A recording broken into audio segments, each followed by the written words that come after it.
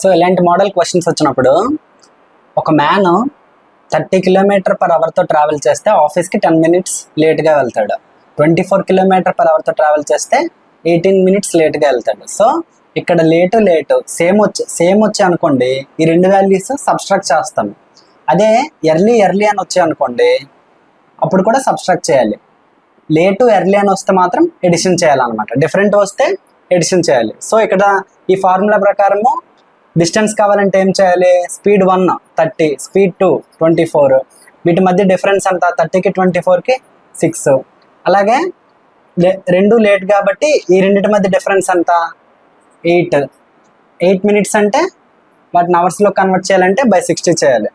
Okay, so 6 1 jar 6 4 jar 4 1 jar 4 15 jar 15 1 jar 15 2 jar 8 2 jar 16 kilometre అనేది ఆ man యొక్క ఆఫీస్కి మరియు హౌస్కి మధ్యన ఉన్న డిఫరెన్స్.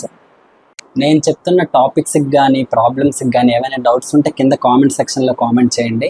అలాగే నా వీడియోస్ కానీ నచ్చితే లైక్ చేయండి. అలాగే ఇన్స్టాగ్రామ్ అకౌంట్ని ఫాలో చేయండి.